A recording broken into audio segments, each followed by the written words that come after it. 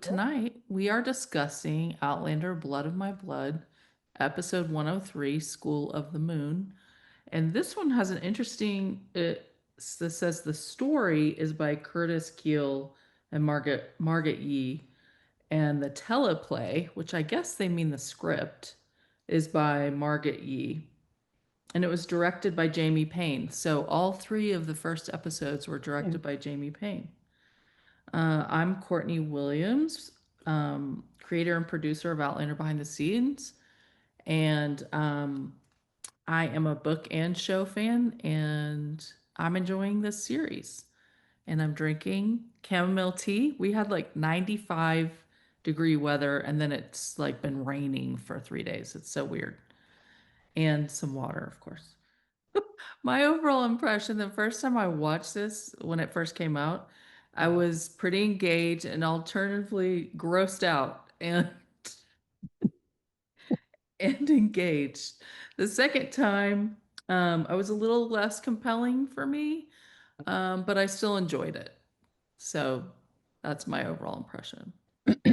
Hello, my name is Catherine Toomer. I'm a physician, family medicine, and community health, and metabolic health more specifically. And I came to Outlander by way of Blacklanders and to BTS by way of Blacklanders for a one-time discussion that's turned into a several-year discussion. So I'm very grateful for that. I Oh, and I'm drinking tequila with lime. Which kind tonight? Reposado 818, my favorite. It tastes like caramel. It's the only one I like. I mean, I like. The others I'll tolerate, but that one I actually love the flavor of because it does taste like caramel. Um, my overall impression was that it was good. The first time I watched it all the way through. Second time I watched it, I did find myself fast forwarding through some of the scenes, but only because I knew it was going to happen. There was nothing new. The dialogue, for the ones where the dialogue was really, really good, I didn't fast forward through. But you know, the horse riding and the other stuff, I just didn't bother watching that again. I know. Um, That's horse like fast forwarding through walls for me. Come on. But it's the same horse, it looks like, from Outlander, that black one with the big feet. And so I no, I thought it was very well done. It was very good, it's very engaging.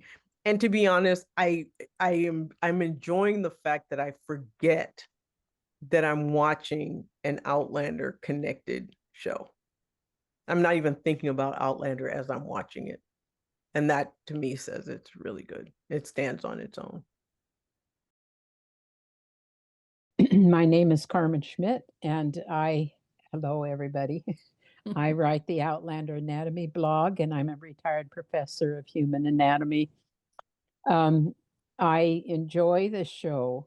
I'm still reserving judgment whether it's going to turn out as good as Outlander in my mind, but it is enjoyable, and I really appreciate having it in our lives. My overall impression was that it was good. The first time around, I didn't.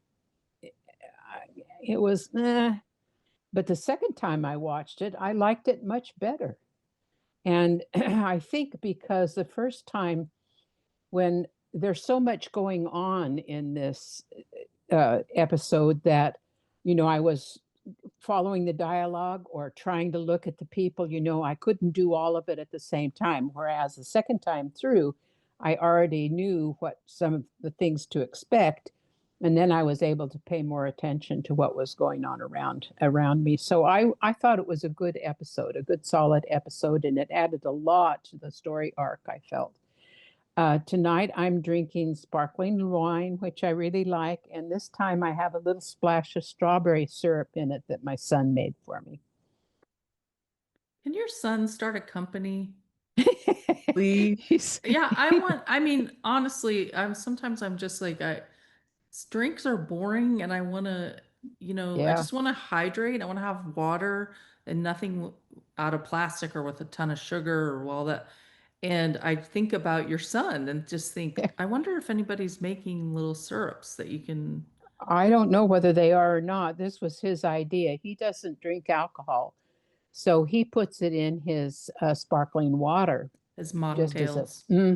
as a Yeah. mocktail, and he finds it very refreshing, especially during the I would summer. imagine. But he Yeah. was a Yeah. chef before he became a MRI tech, so Oh, well. he's carried a lot of those skills forward Hmm. with him. He's not afraid at all to try whatever. He Something just new. does it.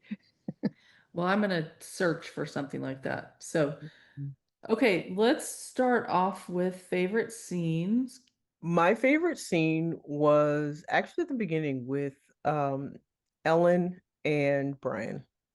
I really liked that scene, the tenderness, the I felt like it wasn't gratuitous in any way. It was very well acted. It was very well shot. I thought that the pace was really good, and I really liked it. It was very believable. So that was my Yeah. favorite. Yeah. I am going to choose um, Column's back, the sequence that is Column's backstory of his relationship with his dad and his condition and Ellen taking care of him and, falling down the stairs and all that stuff. That was pretty gripping for me, and I thought it was super well done. I agree. That was on my list.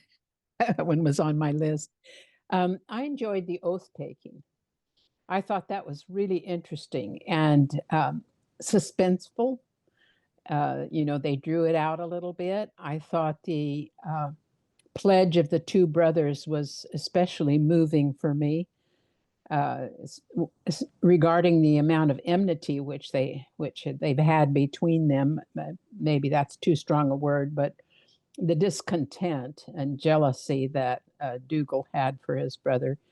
It just was rewarding for me to see them come together in a crisis, and do the right thing for the clan and for their own family, their own immediate family. It wasn't just the clan. So I liked that very much. And that's the reason why I just thought that it really um, portrayed how there is another solution often if you can look for it, to what seems to be no other choice. There often is another choice that you can do where it's a win-win, and that's what happened in this situation. The scene I liked, interestingly, and more now this was tied to Outlander because I was watching it, and the reason I liked it so much was because I'm still just fascinated by their casting. But when the three sisters were standing and talking, and Jocasta was basically talking to Ellen, and just the whole dynamic around that, um, having, I guess maybe because I have five sisters, and so it Yeah, seemed which like it was very much a sisterly conversation. and was that when they were in the balcony or outside? Yeah, Well, there were I two. the balcony was the second favorite, but the first one was when Okay. they were outside watching, and so they were sort of sistering her through the process of what was about to happen. Um, they were sympathetic to a certain degree, but they're just like, listen, Well, you're they got putting married your off. faith in people, and neither one of them are all that, one's no better than the other. And so I thought only a sister would have been that direct. And I just sort of I like that. Usually I'm that sister in my family, but still. But You're the Jocasta. I'm the Jocasta in my family, definitely. I enjoyed the little scene with Myrta and Brian, with the horses and, The you tent. know, and the tent and, um, Myrta explaining that how would he feel if the love of his life was, and Brian's like, oh shit. And then it's Malcolm Grant. I thought that was a great scene. I enjoyed it. That's a good scene. My next, well, my second one was the backstory of Column. So that's been done. So I'll choose another one, and that is that I actually was very impressed with Davina Porter's heart to heart with Julia. I think she was very frank and very honest with her. And I think she gave her the reasons why she thought that she should bring the flowers down, that they know that a baby would be a distraction, it would be another mouth to feed, and there would be a scandal, and that the Laird would not look kindly on it. She was actually trying to help her, um, take a course that would be the less difficult. I want to come back to that a little bit later about that in the 18th century that I found out, but I thought it was well done. I thought Davina did a great job. She's a good actress, Yeah. I think, and she has just the right demeanor for the housekeeper in that kind of a home place.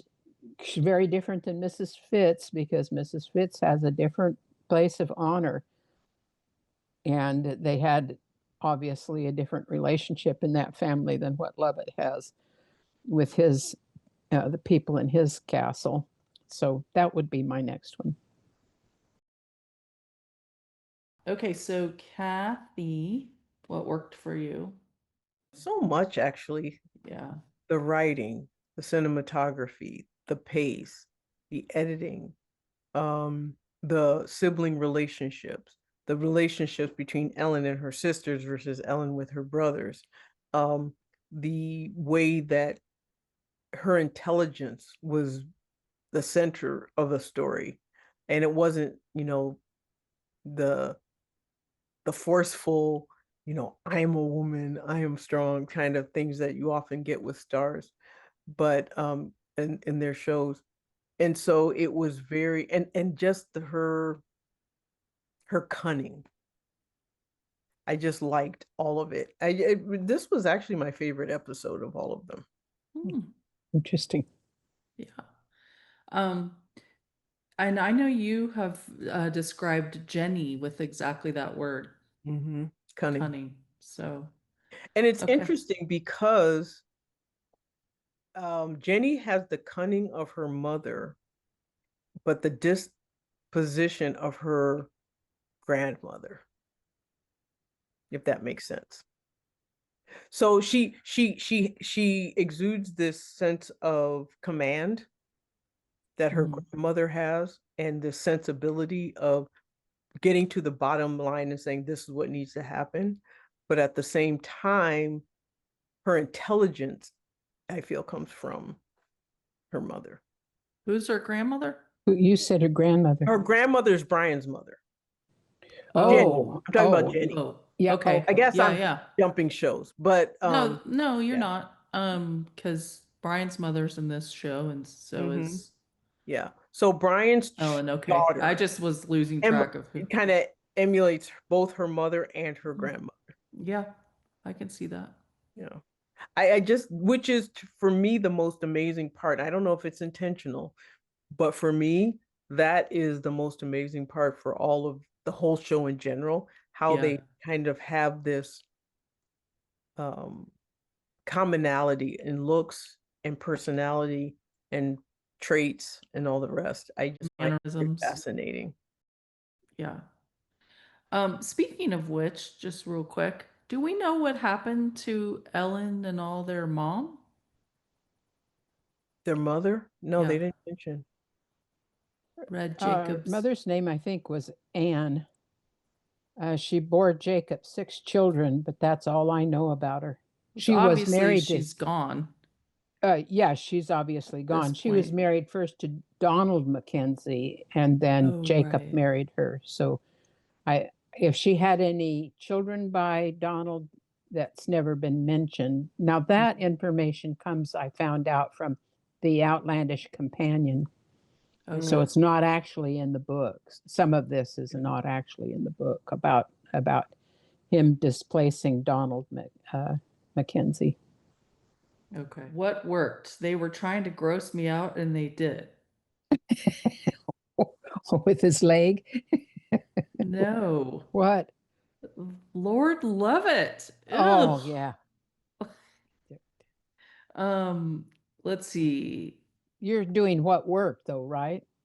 We're on what What? worked. Yeah, that worked. They tried to gross me Oh, out they and and they they were worked. and it worked.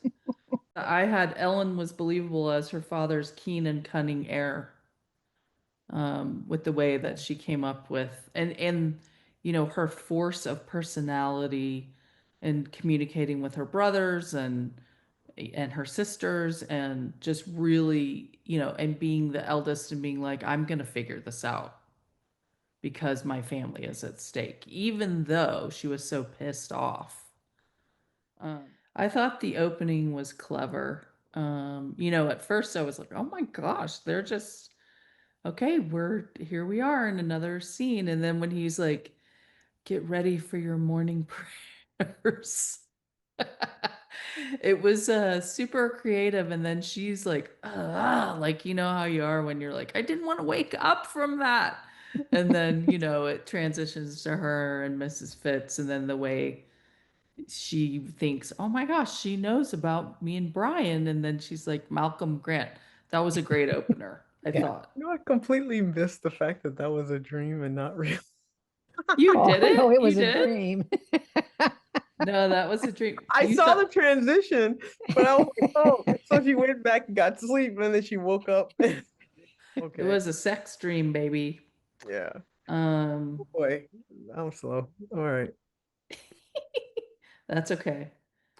I thought Ellen and Colum's relationship was particularly really well done. That worked for me.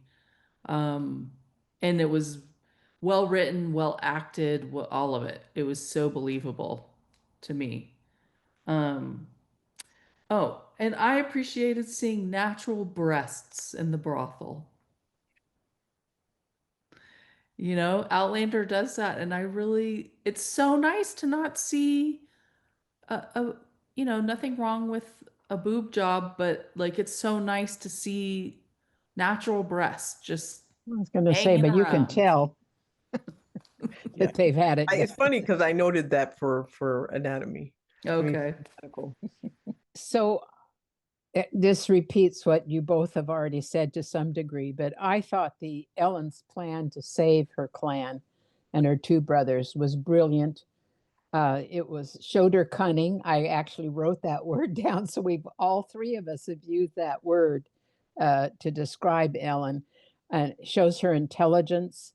And I like her directness when she presents something to the men. You know, she's not, you know, like this. She just says it right out to Ned, to Colin, to, you know, whoever it is she's speaking to. She's very direct to them. The only time that she used artifice was when she was talking to Malcolm Grant, and she told him that she thought his gift was lovely and it was a fine match, you know. And I know what she was doing then. She was putting him off so he would be pleased and not cause any trouble during the oath taking. So I thought Ellen in this whole episode was really quite brilliant. Can I Um, make a quick comment on that? sure. I actually liked the fact that my daughter has said to me recently, like, what's great about women is we're really smart, but we bring the emotions too. We can have both. And she often was tearing, but it didn't make her weak. It just made her an emotional feeling person who Yeah. was also getting communicating what needs to be said or getting done. It didn't have to be like, you know, it was very integrated. She's a very integrated person. Yeah. You know, that's quite huge, right? No, Quinn's comment. In a world where people are always trying to tell women that what we are is not enough, Hmm. we should be different to be more. that actually is pretty powerful.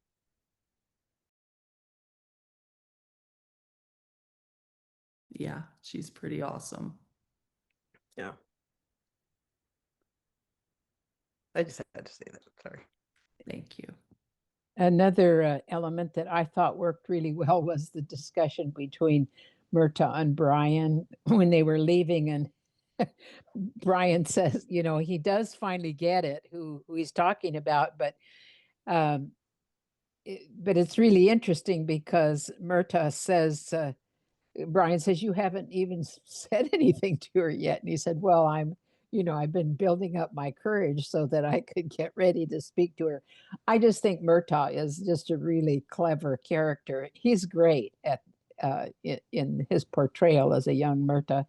And I just thought it was really funny. I think Brian must have been biting his tongue, that that he knew much more than what Murtaugh did. But I thought that was a really funny and enjoyable little exchange between them, even though it was small.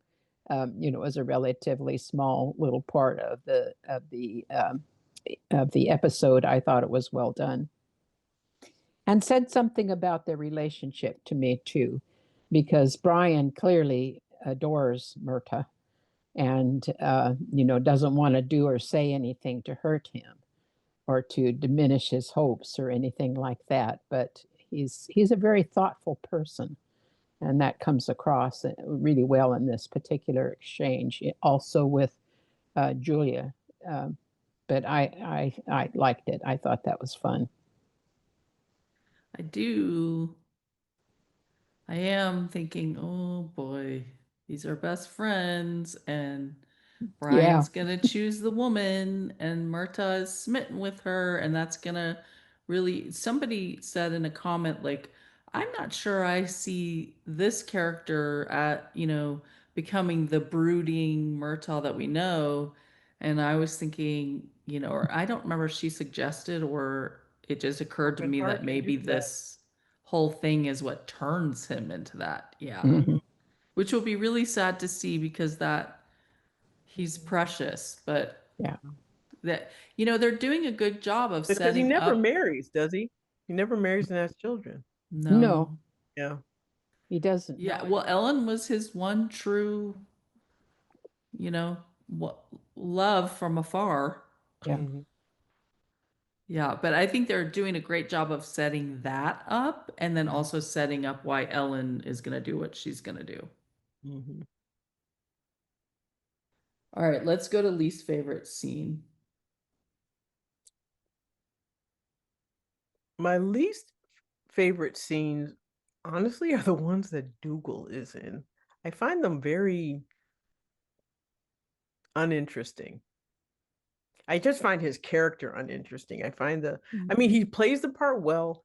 He portrays Dougal well. He gets the essence of who Dougal is, and it really, he's good at it. But his personality is one that I just find very boring.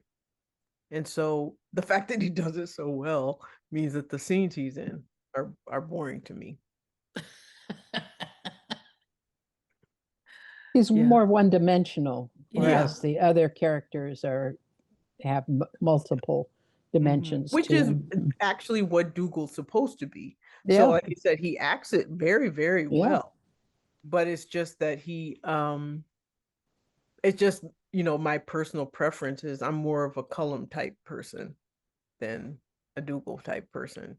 Someone like Dougal, I would be in a pissing contest with just because, I won't say what Anthony would say, but I'm going to say once again, I was just like, it was a good scene, but the scene where the guys are updating Lord Lovett and he's just farting and taking a crap, I was like, this is disturbing. So from a disturbing standpoint, that was fun. And then he just gets up and tucks in his shirt. And I just, Catherine, you're like, do you guys ever think about they stink? I Mhm. thought about that a lot in this episode. Um, yeah, that was gross. Was. And then they had her Well, scrubbing it. Oh, I know. I mean, That and was rough. that, so it was like, and then, you know, she walks in and he's, come my English rose, and he's sitting like a frog, his legs are up, and I just thought, God, bleh. Yeah. It's the king on his toilet. Yeah. I mean, it was just, yeah, and then having her clean it and then she had to sleep with him. They did a good job of being like, this is a really odious thing that she has to do. Odious and odiferous. Hmm. Okay. Although I don't know what odoriferous means. Stinks. Pardon? Yes. Oh, Odorous. different. Yeah, Okay. it's Odor. another word. Yeah. Okay. That makes sense. All right. Yeah. I've just never used the word before. Uh, Mark. okay, my least favorite was the last scene where Julia strips before Lord Lovett, and does what she feels that she has to do. And I just hated that. I was shocked and disappointed, and I did not like that that was her only option. At least I think she should have tried to get help from Brian and confided in him because he's offered her help several times subtly, and I just I don't like that. I don't like that Yeah. that's her Although only option. she got the idea from Brian's mother. She's Yeah, like, yeah, I "Look, know. you It's had from the him out of discussion wedlock." with her. So she knew. I mean, I think that was, I think that kind of harkens to Claire being to me, it was like the king scene for Claire. Yeah. I have to Yeah. do this to get Jamie out of prison. Yep. So I just felt like that's what this was. It's like in order to keep the one part of my husband that I have to make it seem as if the child is. Um, Is. I mean, that's yeah. what she's obviously And aiming I for. thought that was rather brilliant and rather brave. Yeah. It Oh, was I think it gross, was but it very was rather brave. brave. I just don't like it. Yeah. I feel like, they showed her before that just really agonizing. Hmm. And I feel like she just felt she didn't have any other options. I mean, I think it just goes to show how far anyone goes, but particularly a mother will go to protect her child. Yeah. I mean, if I were in that situation, I would probably have come to the same conclusion. Ugh. As Yeah. gross as it was. It was Yeah. gross. It really It was. I was mean, really he is gross. not an attractive man. He No. might be in real life, but he is not attractive as Lord In this Lovett. show, no. No, Oh, no. he does a good job of making that guy He's very believable. he's repulsive. Yes, Mhm. he's repugnant. He And his really shirt's is. dirty, and it's like his clothes, which is something that they finally did, where they didn't have everybody in these crisp white shirts. Yeah, that would Even have the been weird. fingernails, that was the other thing I noticed. But anyway, we'll Well, talk about that later. But the fingernails on Brian, it's like they weren't clean like they usually do. yeah. Amy's fingernails are always clean. Okay, so let's go to what didn't work. Well, this is clearly my own lack of imagination or something. But what didn't work for me was not knowing that she was dreaming and then I'm like, wait a minute, I just totally missed that. Very little didn't work. I just felt like there's just a lot of examples of things that I thought were good. There was very little that didn't work for me. Okay. I just don't like Dougal, but that's not, it still worked because he still acted very well, and he created that feeling of just repulsiveness, but even that was done well, so I don't think it didn't work. Now, I don't find Dougal repulsive in the same way as Lord Lovett. No, they're just two different ways, obviously. No, Yeah. Dougal's actually kind of hot on the physical sense, but um yeah, But but I did think some of his scenes are boring. I agree with you. yeah, he is. Because he's But physically and interestingly, I mean, he's good for one thing. oh And if that's all you want, then that's fine. He's perfect for that. but Right. Except for that he doesn't look like he's very good. yeah, Although, he's probably selfish, but and not very generous. But Well, we saw him make love to the we saw how he handled the yeah, one had her up girl. against the wall like a you horse. know what? One viewer commented on that and she said, because isn't Dougal married at this point or is he? Well, Hmm. He is. Okay. No, was well, he? To he's married Moira? later. I don't know if he's married at this. No, I don't think he's No, he's not married. married. I don't think he's Mm-mm, married yet. Okay. not yet. Okay. Well, she was saying that you know, he wasn't doing it in the matrimonial position, so therefore it wasn't cheating, but if he's not married, then that doesn't really apply. In his mind, in his mind. Yeah. That's why he was He's doing it just a like selfish that. brute, and that's all there is to it. Yeah. He's just a selfish, self-centered, Yeah. entitled. Yeah. Okay, so what didn't work for me? I felt like some of the scenes were a little too long, too wordy. There were a lot of this episode was word intensive. And Hmm. I feel like that, Talk, talk. yeah, if they could have done a little, at least break that up and do a little bit more not talking scenes. It was very wordy, so that's the only thing that I could come up with. I didn't like the opening love scene. Hmm. And the reason of it was because I thought I'd been cheated when I first watched it. Because I thought, well, crap, they haven't showed us the good part, leading up. How did they get to this point? How did they Right. get partially undressed? How did they get into the meadow, alone? Uh, I was just like, what? We've been cheated. But then thankfully, I realized that it was a dream. and that, and that Guess I'm the she only one who missed that. either a daydream or she could have been daydreaming, not necessarily true dreaming. Fantasizing. But That's true. anyway, I so that redeemed it for me a little bit, was is that she was imagining this in her head. I thought there were too many scenes of the gathering. I think they could have done a little less of all the different things that went on at the gathering. I mean, we've seen it. We saw it Yeah. last time. We've seen it before, and it felt a little bit redundant. Although there's one part I want to come back to a little bit later that was it really is historically interesting. Yeah, it's getting a little fiery cross.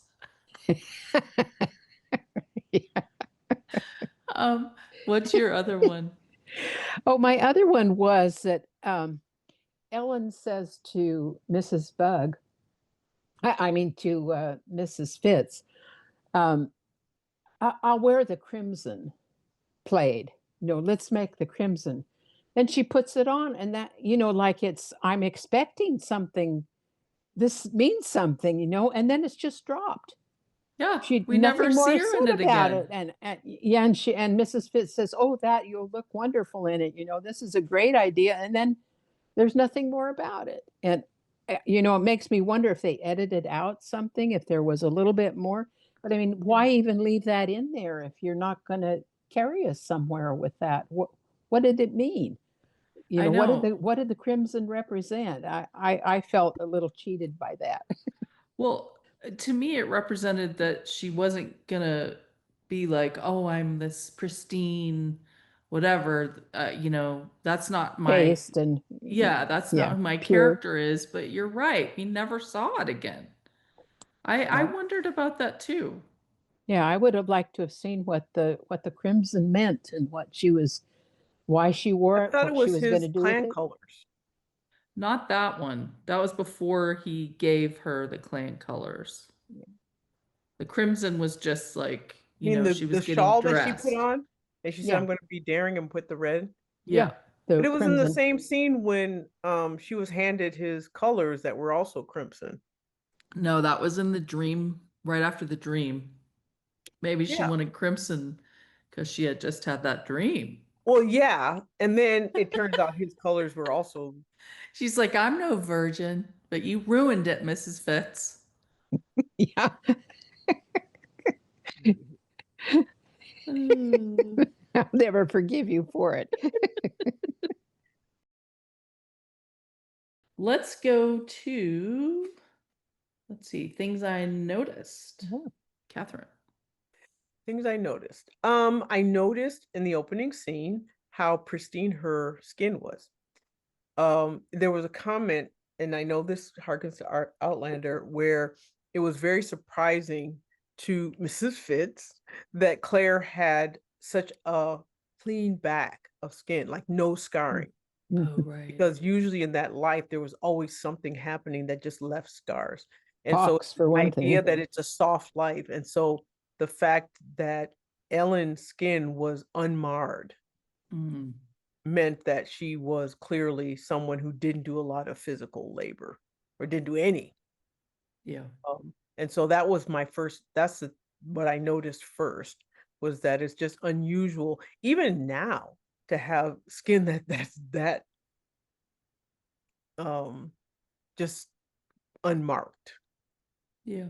And that was what I noticed. And we'll get Okay. back to that later, of course. Okay. I noticed that McRannock had on the white rose of the Jacobites, right? On his cap, or what do we call those?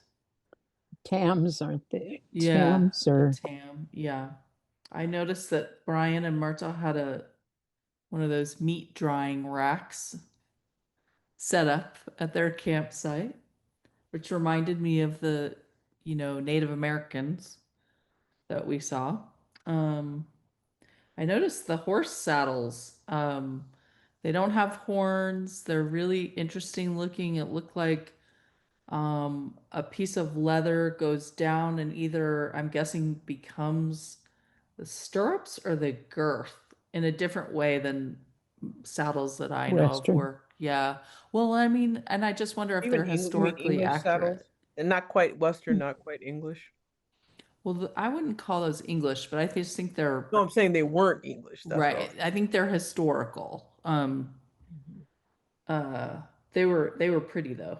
Yeah, I noticed Brian had a nice little bond with his horse as he was walking up in that scene, which, Jamie's a horse guy, so it would make sense that his dad is one. I love Ellen's got gorgeous hair. Her Mhm. hair is beautiful. I noticed that. I saw again, Catherine, you mentioned last time that Julia looks exactly like Katrina or Hermione looks from the Mm, back. I yeah. saw that this time and I was like, wow, she Mhm. really does. And she has that long neck too. Mhm. So, Um, I noticed that during the ecstasy scene, I thought I saw a couple of fillings in what? Helen's mouth. Wait. The dream? Yeah, she throws back her head and opens her mouth, and I felt like I could see a couple of those white fillings in her back teeth, but I could be mistaken. That's how closely I was looking to. You were Uh, really absorbed in the feeling of the scene. that's right. No, I was so thrown back by that they would do this to us that Yeah. I think is what was going on there. Oh my God. Mrs. Bug pulling back the curtains reminded me of episode 102 when she does it to Claire and tells her, "It's time to get up. You got to get up. There's yeah, blah blah blah blah." You know, Right. with her chirpy little voice. Um, Lord Lovett's toilet scene reminded me of Murtaugh and Jamie back in it's not with King With the Louis the king. 15th. Yeah. It's not you're not in Scotland anymore. That was episode 202, I think. Um, and that was, it just reminded me of the moment he was sitting there. I thought, gee, this is is a reenactment of what we've seen before.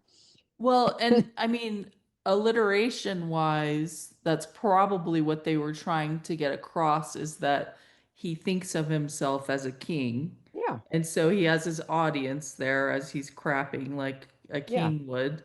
Ugh, Yeah. Yeah. It's just the whole idea of it is gross. so Yeah, gross. he's gross. Yeah. And, you know, he obviously thinks very well of himself. Hmm. Lord Lovett does. The other thing I noticed is that what's the name of the castle that Lovett's in? I always forget. Leathers. Leathers. Leathers.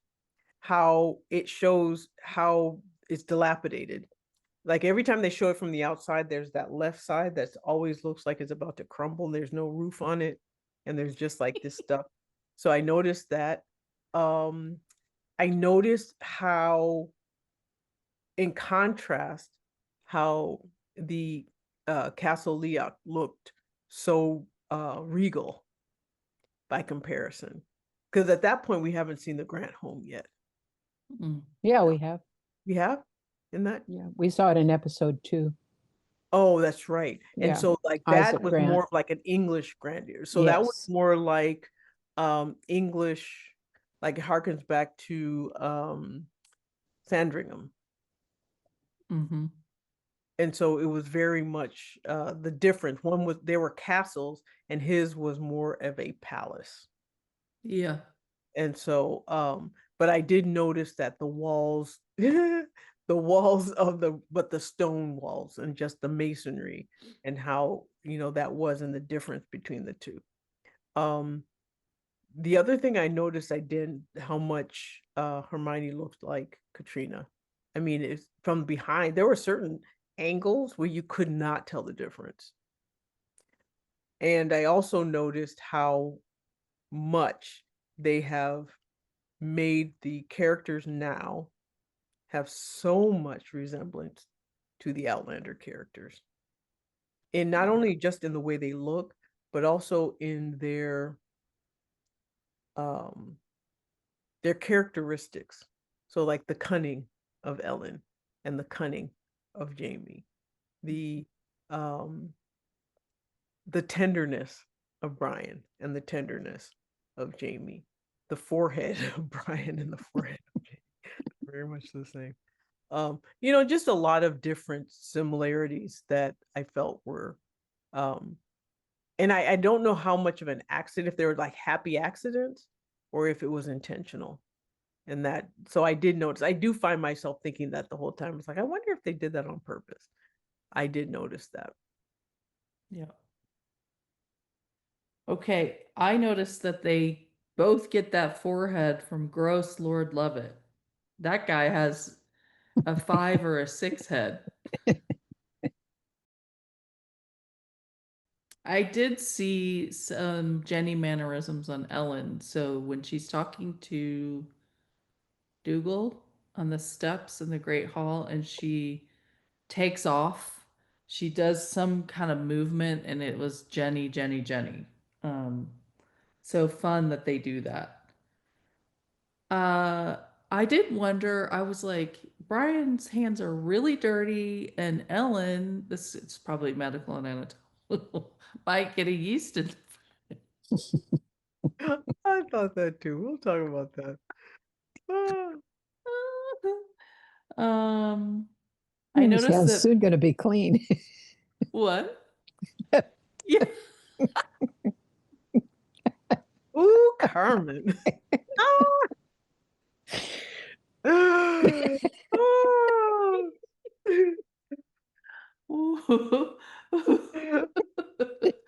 Man, too I funny. noticed I'm It's blushing. always Why the is innocent ones. No, it's always the what they say, the square ones who get you. I noticed that both Jamie's parents have a wide, sweet mouth. You know, that's always, both of them have very wide, big mouths. Is it just me, or does Jocasta seem very proud and a little bit jealous of Ellen? Absolutely. Yeah, Okay. But yeah. you could look at her, I mean, and again, think to Outlander and Jocasta in Outlander, and it's Yeah. very believable that the person in this scene becomes that. Hmm. She Yes. says in episode 2, I've lived in her shadow all of my, I think it's episode 2. I've Mhm. lived in their shadow all of my life. Yes. or Well, now was something that like that. Jocasta or the other sister? No, that I was think it's the Jocasta. first, that was maybe the first one, but Okay. yeah, I think that's what it is too. And that the dad probably raised the other girls, were like, you're girls. And Mm. Yeah. Ellen was given this different kind of, Hmm. She was uh, his favorite. He favored her. yeah. Well, and he didn't make her be a woman, and the other two are already married off. Yeah. So clearly, and she's probably the next in age to her, I would guess, Jocasta, right? So yeah, that It's that really Ellen, the two comes. brothers. No, Jocasta was the youngest. Okay. Then I think it's Janet, and then the other one whose name I can't remember. And Jocasta was the youngest, I believe, but you can look it up and What did we came see. up with her name, Flora, Yeah, I think it was Flora. but she's not in this No. version. Other than her scene with Murtaugh, I don't think they've done much with her. Yeah. Well, I mean, we see how she feels about Ellen and that she has a crush on Murtaugh. She kind of feels like she almost has like an unrequited life a little bit.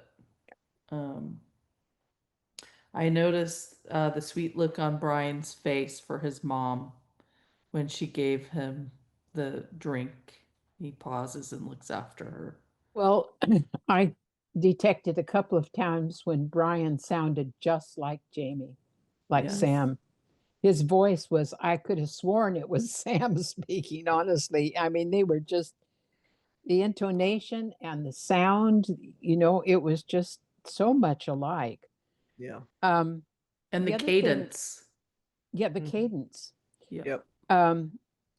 Ned says the ousting of Donald Mackenzie by Jacob was peaceful. That is not true, according to the books. According to Diana, that was not the case because Donald died by mysterious circumstances and Jacob took the castle by force Mm. when Donald was away. And then he died. Donald died by mysterious circumstances, and Jacob married his wife Anne, and then sired 6 children by her. So I don't know if Ned. No, I don't know why Ned said that. If Ned was whitewashing, the history for the benefit of the family, or if if they've changed the narrative. Or But it seemed like he was making that. He said something about, and then all the something or other just fades away. The adversity or something like that. I don't know. I, I'm sorry, I don't remember that. Can you Yeah. Um, refresh our memory? well, he says something to the, whenever a laird changes, a new laird comes in.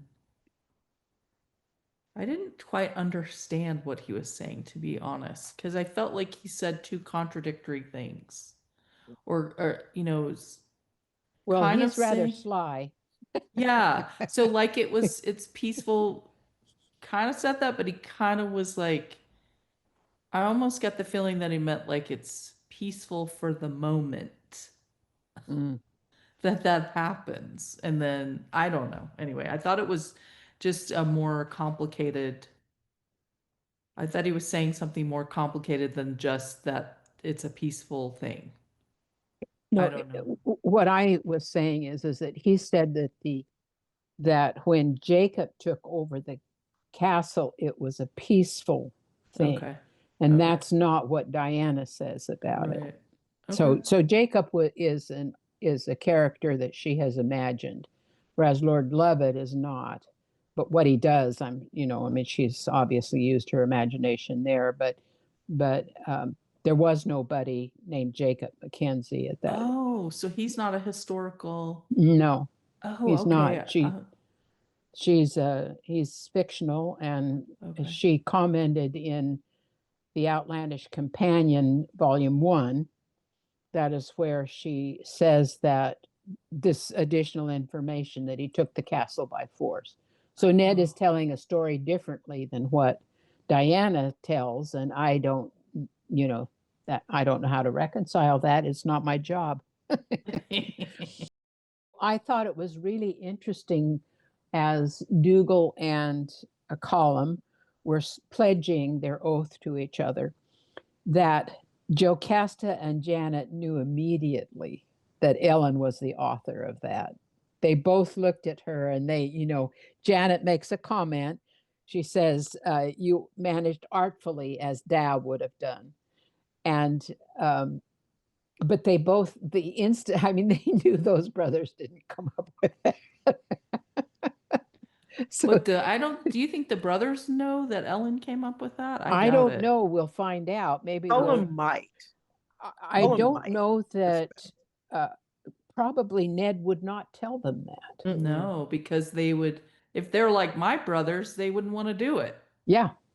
And, certainly not a woman. Column's already said, Dad indulged you. I'm not going to indulge you. She offered her, I can give you counsel. And he's like, well, Dad was just, playing you Humoring along, you. humoring you. Yeah. So That was a that was a really low blow. such a low blow. Yeah, that was Yeah. really. He did not return her love of him in the same way that she cared and loved for him, in my opinion. Those are things I noticed. Yeah. Okay, I'll The just pain is real. the what? Pardon? The Paint? pain in Ellen's. Oh, pain. I thought you said Yeah. paint. I thought you were back at the walls again. No, not yet. But no, the pain in Ellen. I mean, how hurt must she have Yeah. felt? Yeah. And, she kept it together with those kinds of slaps in the face. She got a lot of them in this episode from her brothers. They Yeah. did not treat her well, especially Colum, in my opinion. Yeah. Especially when we see all that she's done for him. Yeah. Mm. Yeah. On the cattle raid, the last rider was not a rider. When people ride and they pump their horse, they're moving more than their horse. It was like that. And it reminded me of there's a scene. I mean, it would be really funny if it was intentional, because there's a scene like that from Outlander where the guys are riding off. And I can't remember, I think it's Stephen 109. Walters is doing that to his Yeah, horse.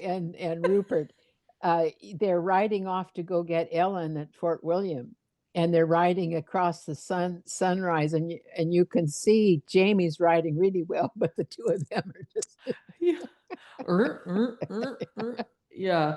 they're silhouetted against the setting or rising sun. I don't know which is setting or rising.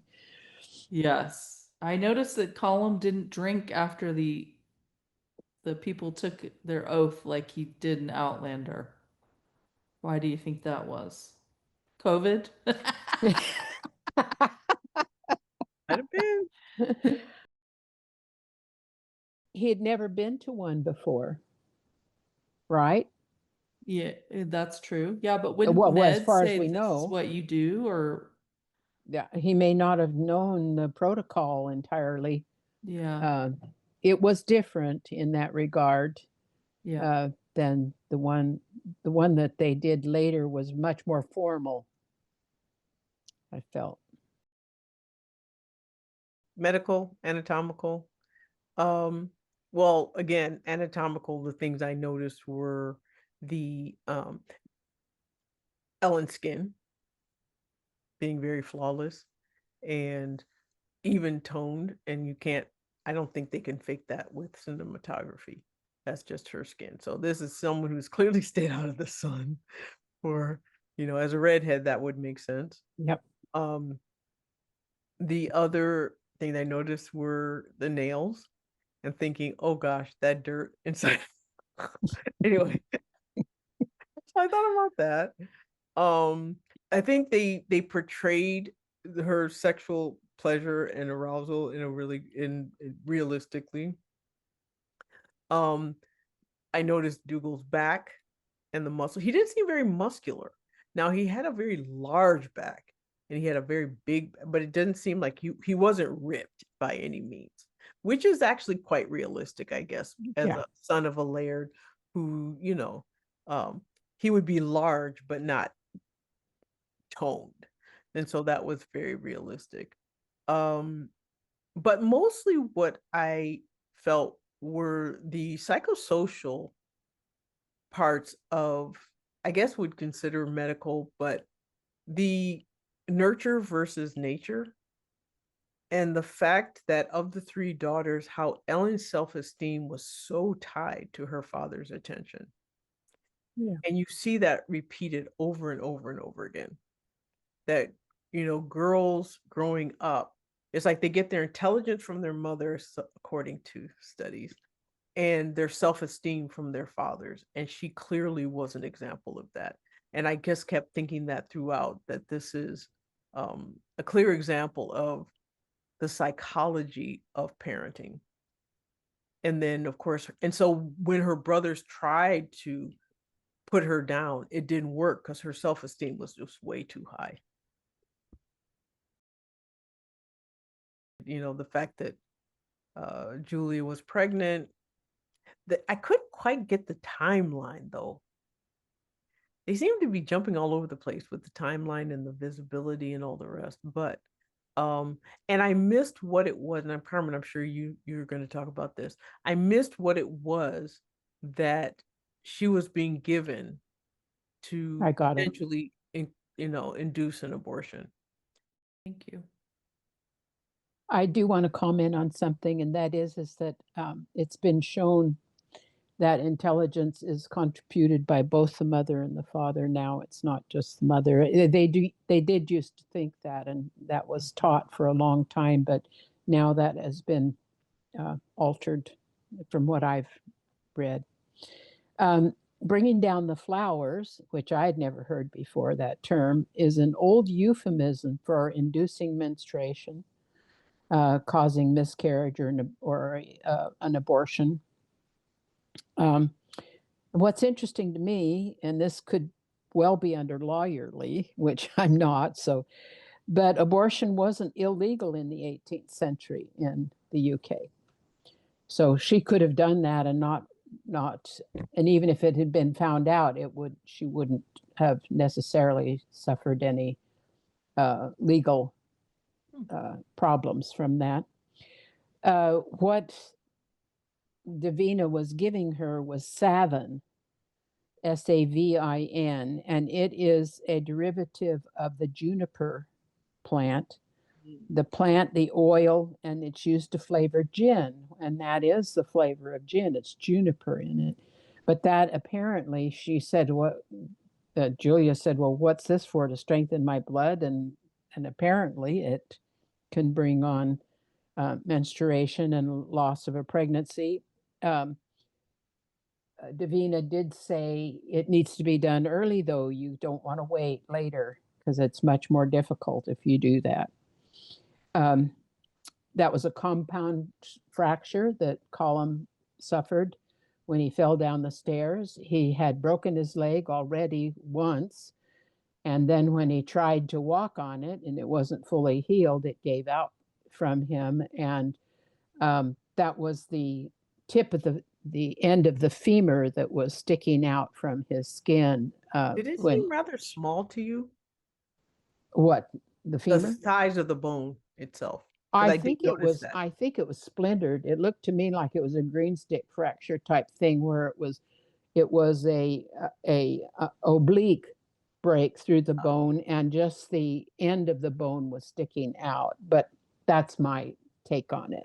Yeah, if it was meant to be the whole diameter of the femur, it wasn't big enough. I thought it was the end, the broken end of it that was I broken have a at an question angle. though. Would that have been some indication of some congenital issue that would have made his bones that fragile?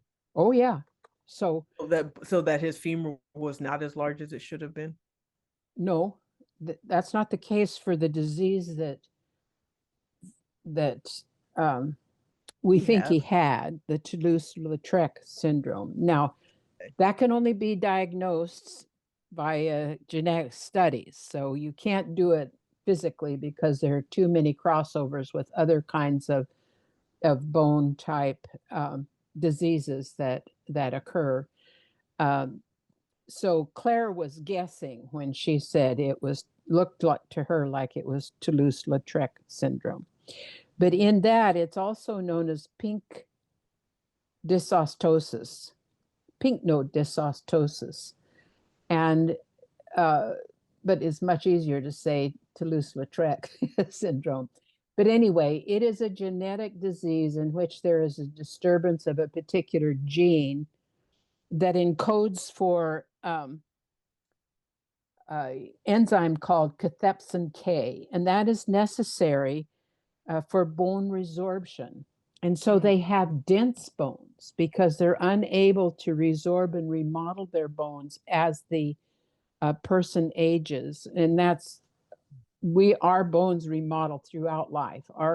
We always think of the skeletons being stationary. It's not. It's dynamic and it's constantly remodeling itself depending upon if you move from a high elevation to a lower elevation, if you're pregnant or not, if you gain weight or you don't. All kinds of things affect the skeleton, and the skeleton of these people is just not able to respond well to the demands of life. And so they fracture easy, they don't heal well, their connective tissue doesn't heal well. They often have facial anomalies like very large foreheads and things like that. Now they can't really do that with Colum and in the same way. But they certainly tried to show that with his legs. So that's what he was supposed to be suffering from if her diagnosis was correct. Then the other thing that I noticed anatomically was Ned said, "I'll go fetch Davy Beaton," and I thought, ha ha. You don't want Davy Beaton taking care of you from what Claire said about his surgery. His instruments. Yeah, his dirty instruments covered with dried blood and all of his wood lice and horse dung and things like that. She should be showing pretty soon, though. She's getting along to about 4 months, I figure. And, she's going to have a belly on her pretty soon. So I don't know how she's going to fool Lord Lovett. She probably won't be able to fool Davina, but she might be able to fool Lord Lovett. He might not be that bright about how women's bodies work. So we'll see how that works out. But those were my medical anatomical things that I noticed. Thank you. And the breasts. I forgot about that. Oh yeah, the breasts. They were normal. They were real breasts. They weren't like breasts that have breastfed. You could tell, What a joy. Yeah. I know. I mean, like, although if I you're have to making say in the next episode there's some envious breasts, but we'll talk about that next time. some breasts that are envious of other breasts. No, I'm kidding. No, envious breasts to have in episode 4. Oh yeah, there is actually. What? I'm not remembering the breasts. Okay, When Henry was in the room with the woman and she took her top off, like whoa, that was like Yeah, she had really beautiful breasts. That is like and they were natural. They were natural. Yeah. But it's what people try to emulate in surgery. So they're actually teardrop implants to try and create that same shape. Mm-hmm. Oh. Okay, so the breast is not the reason why the implants look so bad is because the old ones, they were perfectly round, like you cut an orange in half, Well, the breast isn't shaped like that. It has a tail that comes up into the armpit and it's shaped like a teardrop, just like Catherine said. So you can tell immediately whether or not it's real. And maybe these new ones have addressed that, and maybe they do look more real, which would be welcome to me. Honestly, I think it's because it's shot in Scotland instead of in the US and in Hollywood. Yeah. And I remember when Murtaugh's little um what was that woman's name? She was the French maid, Claire's Oh, maid, and they had a little yeah. thing But together. Nanette, not Nanette, Yes, but it's something like Colette that. or something like that. Yeah. Anyway, she had natural breasts, and that was the first time I was like, "Oh, look at Outlander with the Good for natural them. breasts." And uh it just a note, that was her very first scene that she did. Oh, wow. The what actress? Oh, bless her heart. Good for her. Yeah. Although Oh in man. Europe they have a different, very different attitude about breasts than we Yeah. do in the United States. Yeah. Okay, so should we take a stab at any legal stuff? The Really only know legal anything? stuff was when Ned jumped in and said that there was precedence for having two like co-lairds, basically, one of Division the of division title. of services, Yeah. Yeah. or I guess titles, I guess. And That would be lawyerly, I think. mhm. And then But the the other fact one that was, Ellen came up with it, yeah, not having been a solicitor, was pretty impressive. she's smart. Meaning that she's just very smart. She is very So, smart. Um, I think, and the other one was about that it wasn't illegal. Abortion wasn't illegal in the 18th century in the UK. mhm. Okay. Oh, well, I had written down promising Ellen to Grant or McRannock. I guess women were Mhm. property, so you got to do that if you, That was legal. yeah, that's just, And her brother being able to tell her that all her rights were gone. Yeah, her she no longer has any privileges. yeah, Yep. man. That was, Stark. yeah, very. I can't imagine my brother trying to tell me something like that. Oh, he would. You just try. Yeah. My Yeah. brothers Uh, just try. but then See again, part of the reason why I was so um why the relationship with Ellen and her father resonated so much is because it's very similar to my relationship with my father. And so and in a family, in a large family. So having that kind of relationship was pretty unexpected and rare. And I'm a brat because of it. That's one of the reasons why you're as accomplished as you are. Yeah. Yeah, I think I'm pretty sure. I mean, my I was father's the that way. reason I My became dad a physician. treated me that way too.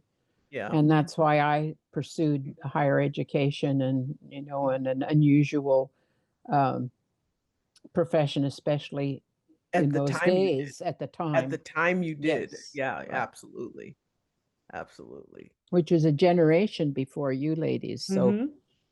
and a Yeah. generation and a half before you, Courtney. Yeah. Yep. Okay, so BTS, I thought I looked up who played Red Jacob finally. And it was his name is Peter Mullen, and he's Scottish. And he's 65 years old, and he was also in Braveheart. He played,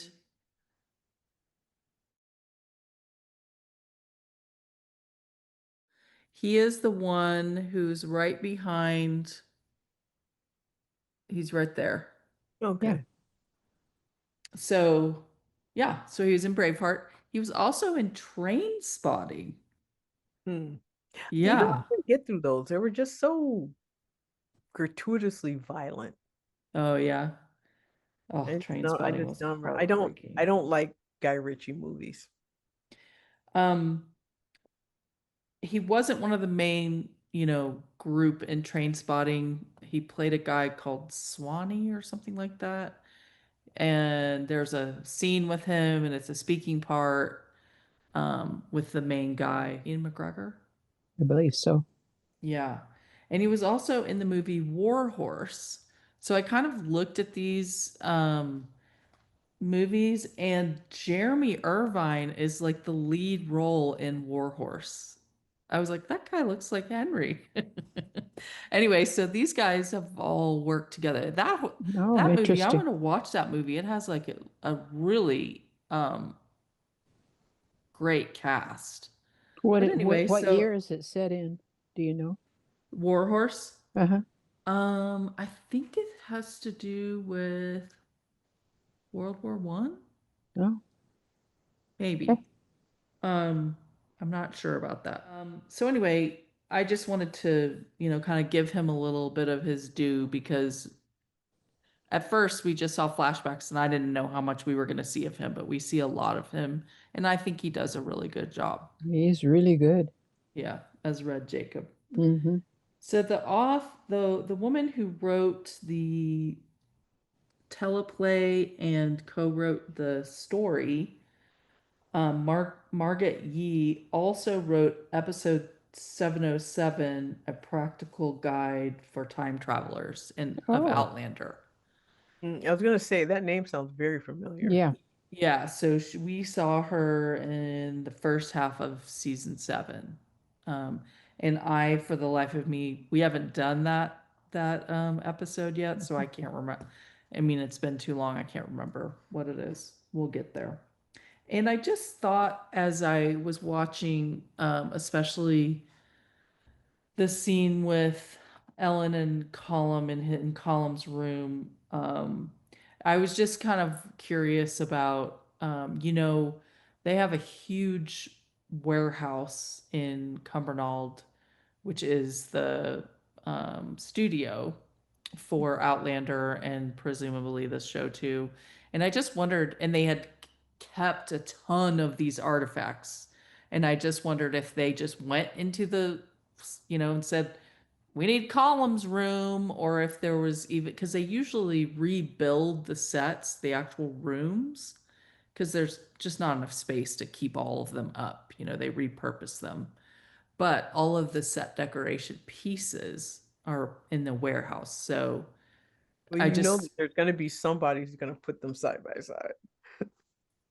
oh yeah, yeah, yeah. Well, I think it's the same stuff. Hmm. I think the artifacts are the same. Like, the bird cage and there's a wall that has, um, that wall that has some kind of The pattern on it. Tapestry, doesn't it? Is tapestry, it yeah. a tapestry? Hmm. Yeah. Is that No, I one? think it is a tapestry. Yeah, so I bet you they just went and pulled all that stuff. They probably have it all like Column's Oh, I'm room sure and they do have it all documented so that they can. cataloged. Yeah. Yeah, yeah, exactly. Anyway, so that's what I had for BTS. Well, I have a number of things. Can I Okay. share them? Please. Yes, So I please. noticed that both Dougal and Column have short hair. And I look, Oh. they don't wear a club or a ponytail or anything like that in these episodes. And so I looked it up, and that is not true in 18th century Scotland. It I'm wasn't until after outraged. the French Revolution that short hair in men became fashionable. Before that, they wore long. They wore it in a ponytail or clubbed or pulled back behind their head, or they wore a wig, something like that. So that that troubled me. I don't know why that caught my attention, but it did. I Why? wonder Why do you why. think Because they? for in battle, having long hair is actually disadvantage. Well, Uh, I agree, but I'm ages. just saying it wasn't correct for the time from what Hmm. I've Yeah, it read. wasn't done, Yeah. but why do you think they didn't Overlooked it? do that? I don't Why know why do you because think I they think didn't they have them? would. No, I would think they would check on that. Don't you? Yeah. I mean, well, everyone in Outlander had long hair, so they knew it for that time Well, period. Jamie had short hair, but he had just come back from France not too long ago with a terrible axe wound to the back of his head, and so he's growing his hair back out. But Yeah, there was an explanation, but every yeah, other man had long hair besides I Dougal. believe so. Yeah, so why did they? I don't know. It just caught my attention. Huh, good Um, catch. so did you notice when Ellen and Colum were having a discussion at the gathering, there were some guys in the background that were shouting at each other these things. They were things like um, oyster dredger, devil spawn, rank beggar. Well, it turns out that those are bits of piece of commentary from a verbal competition between a man by the name of Walter Kennedy and William Dunbar. This was in the 14 to 1500s era, and they were. This was a competition, a verbal competition as to who could hurl the worst insults and boastful invectives against each other. And so these two men were reenacting parts of this thing. It was known as the flighting of Dunbar and Kennedy. And, we know early on that in Scotland, to be able to, it was really quite an art form to be able to insult with words, right? Right. Rather than swords at times. So that's what was going on in the background there. School of the Moon is true history. Oh. Apparently, young men were sent out to raid cattle.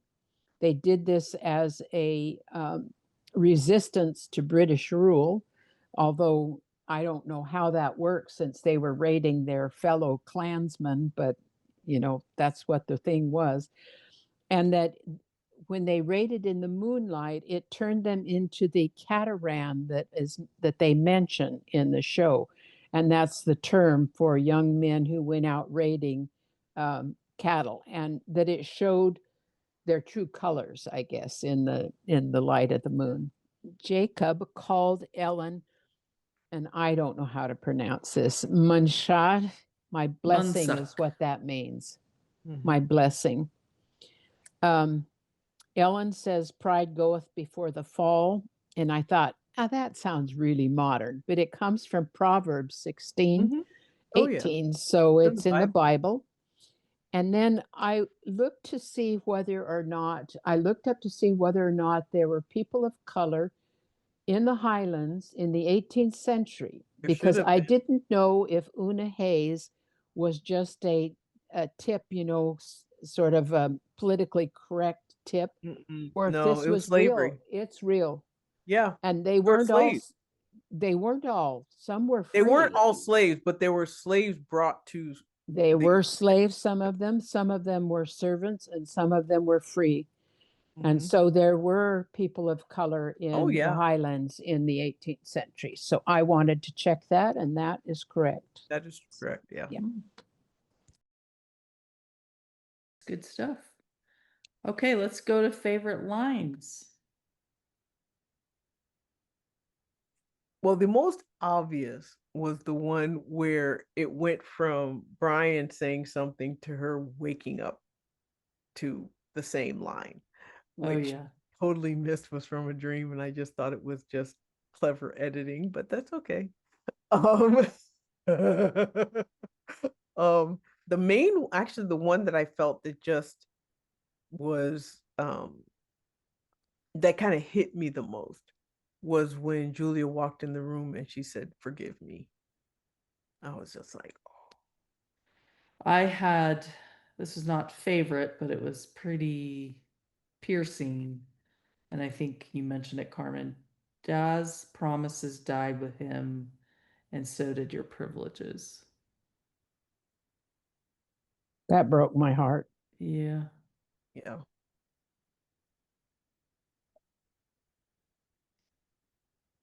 And when she turns around and calls him brother in Gaelic and says what happened, Yeah.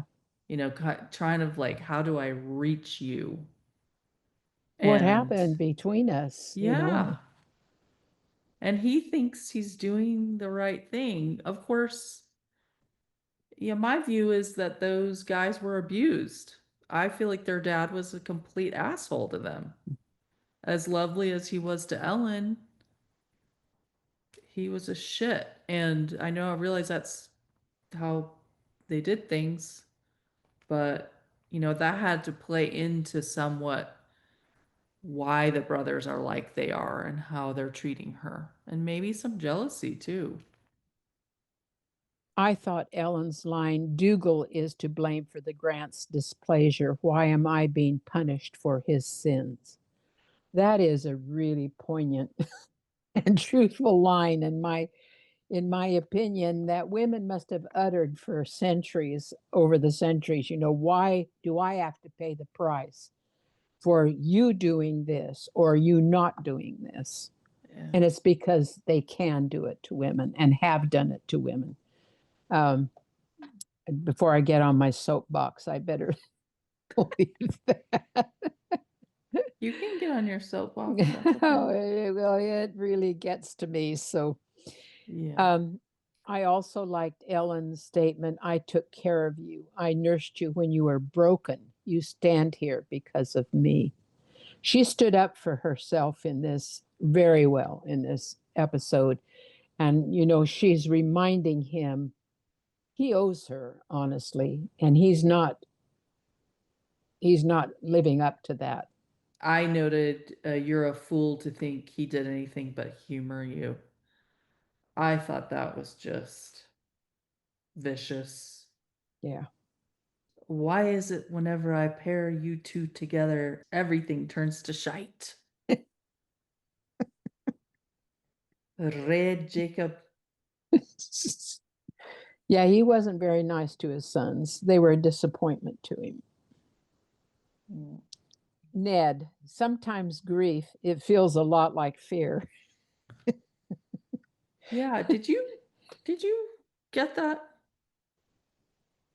Get what he meant by that? Yeah. Yeah, well, I think he was apprehensive about what was going to happen with the two guys. If they go down, he goes down. But He's what's there. it oh, so the grieving is the of the Red Jacob. Hmm.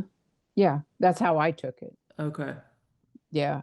So, Yeah. while they're mixed because they haven't even gotten past the grieving period, and here they are faced with this decision and what their fate will be. So, if it were to turn out that McKinney got the lairdship, then that wouldn't turn out very well for their family, as Ellen explained, that they would be mistreated by the Grants and by McKinney and be thrust out probably, and that's probably true.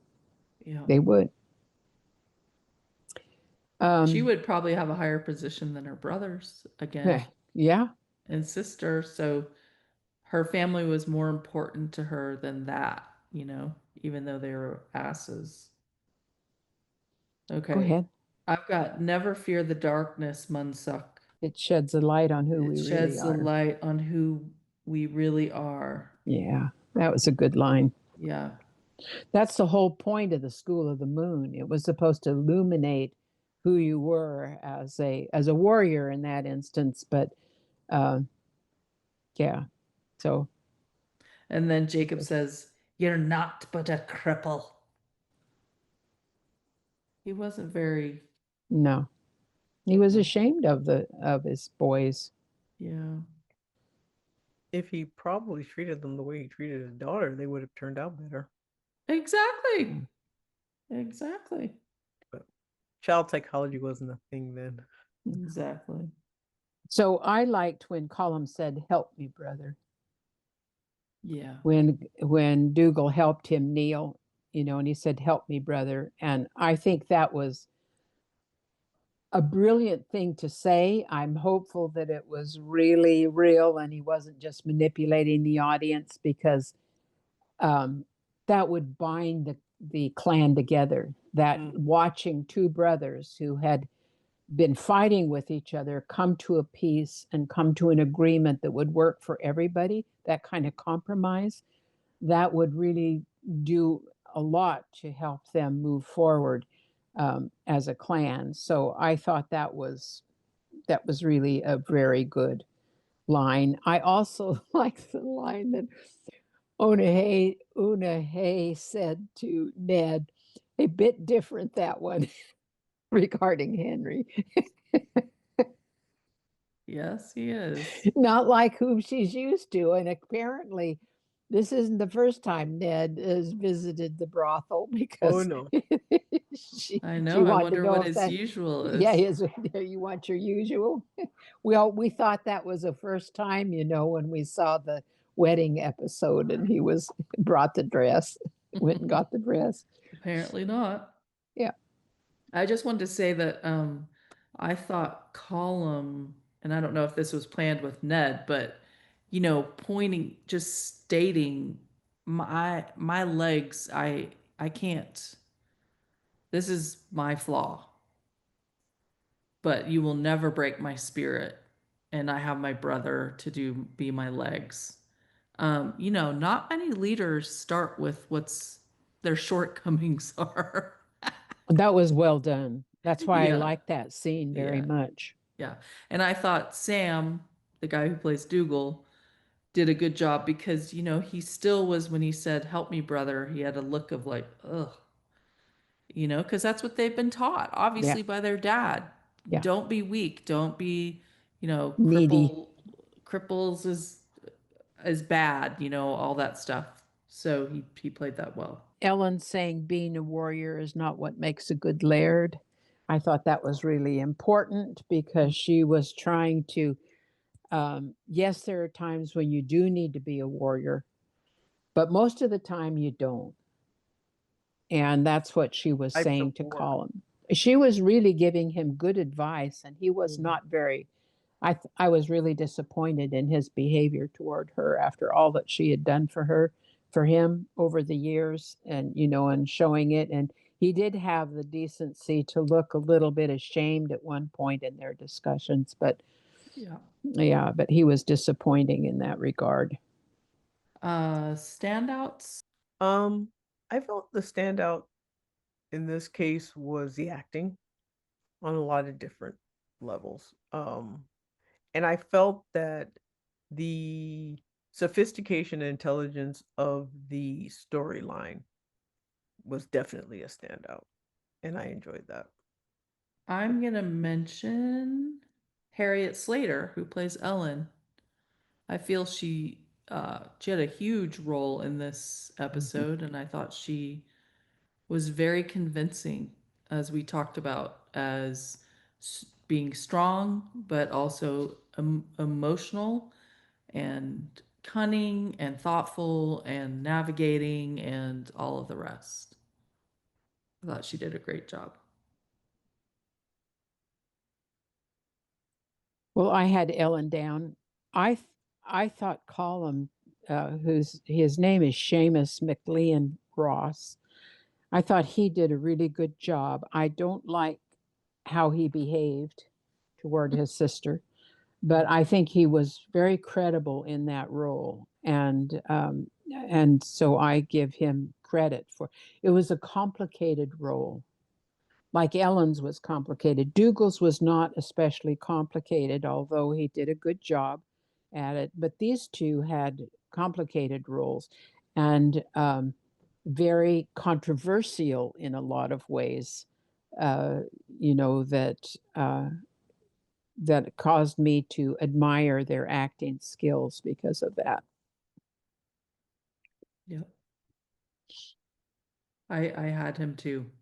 No, I mean, I felt like there were so many. I mean, I really, like I said, this was one of my favorite episodes. Honestly, I think it's rivaling the best of Outlander, to be honest, because there were Okay. whole seasons that were kind of meh. That's Um, true. and I feel like they this has been strong every single episode. Now, of course, Outlander was a training ground for this, Yeah. but um clearly they whatever lessons they learned their lessons and they're applying them here. They So honed their I feel skills like for sure. just the whole production is stands out for me. And I'm pleasantly surprised because I was hell bent on not liking this. I didn't feel like that. I went in with an open mind. I mean, I Okay. tried to, but their trailer really did them an Yeah. injustice. It made it Oh, look like it was a carbon copy of Outlander, yeah. and it's not. Okay, my next one I'm going to mention is Connor McNeil, who plays Ned. I thought he did a really, really great job in this episode, and I think he does a great job as Ned. He's very Ned-like. Well, I'll put down Lord Lovett, and I don't know the actor's name. Tony Curran. Tony Curran. Curran. Curran or Curran. I don't know how Um, you say it either. he's good because I cannot stand him. And so that it takes quite a bit for me to feel that way about an actor, but I because he can generate that in me, I think he did a good job. So I would give credit to him. He's on my He's list too, he's just gross. begrudgingly. It's gross. I cannot see how, like I say, Brian gets his looks from his mom, but he also probably gets his temperament from his mother too, because he's not at all like Lord Lovett. Yeah. He's a reaction to Lord Lovett, I think. Okay. Any more?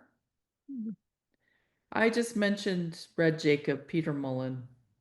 I think he does a great job in that He role. did do a good job. Yeah. Yeah. Okay, let's go to big themes. Catherine, what's your big theme? My big theme is intelligence comes in many forms. War fighting comes in many forms, and it's not always physical. And I felt that Cullum's mind is a form of war. Ellen was definitely war when you consider chess being essentially a game that mimics war to a certain degree. Yeah. And she was playing chess at the highest level. And Mm-hmm. so I just felt that um, it wasn't a game, but it was all very well played. And I just liked the fact that it was her intelligence that sort of brought this all together. And I can't wait to see what happens next. My birthday Um, tomorrow. Yay! No, Happy birthday to to you. you. Oh gosh. my big theme actually, as I thought about it, because I definitely went through something similar to Ellen. It's hard to be raised under the protection and the adoring adoration of your father and then have that stripped away. And then find out what it's like to be a woman without that. That sucks. That protection and that. And the adoration, and Yeah. that just kind of like, it's like being a VIP Yeah. for the first part of your life. And then all of a sudden they're like, Yeah, you're just a gal. you're less than, I mean, you're a woman, which, and especially back then, it's like, that was not a VIP. And, and as I thought about it, I was like, you know, when he's like, if only you had a cock. The problem is, if she had a cock, he would have treated her like the sons, and then she wouldn't have been the amazing person that she was because he abused them. And yeah, so anyway, that's the dilemma. Is the men got the power, but they got raised, and this so often happens of suck it up, don't, you know, don't cry, you need to be a leader, blah, blah, blah. So they stuff all that down, and then that comes out in unhealthy ways Hmm. in their personalities, in what they do, and how they lead, and how they relate to other people. So, just that dilemma of, yeah, like look what that adoring father created in her, and then how the effect of that on his other children, both male and female. the effect of that and the absence of that in the other children.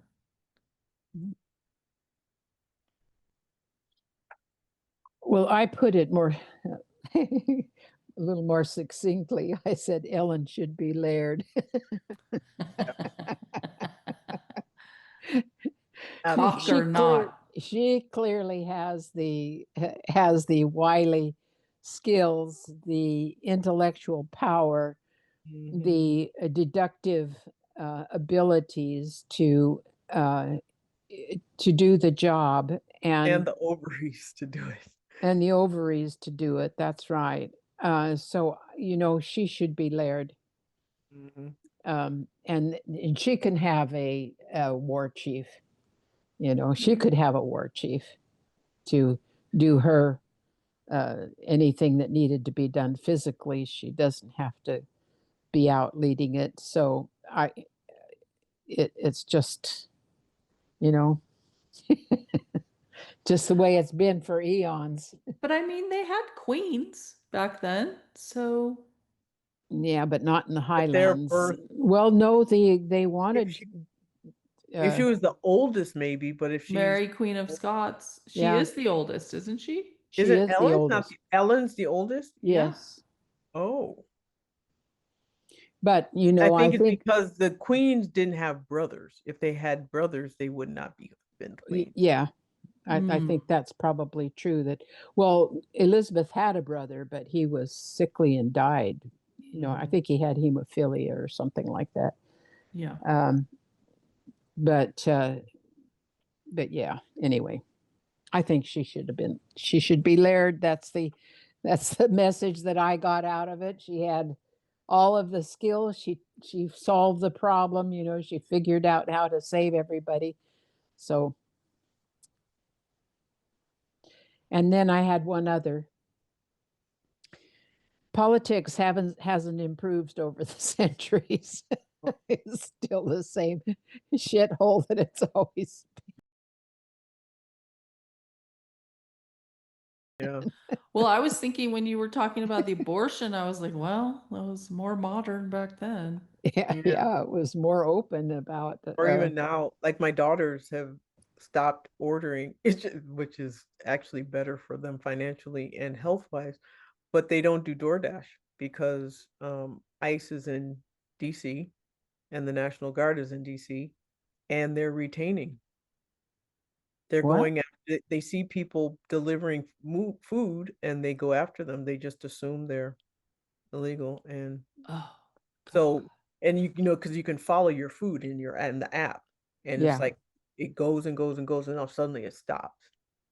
you don't And get your go food. invest, and so when people go to investigate, they find that the person that was delivering their food has been detained.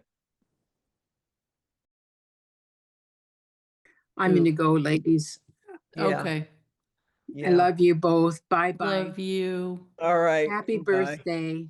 Thank you. Happy Yeah. birthday to you. Thank you. Thank you. Thank you. All right. Bye, Carmen. See you Oh, guys. All all right. right. Love I ya. will too. Happy Talk to you. birthday. Thank you. Bye. Bye.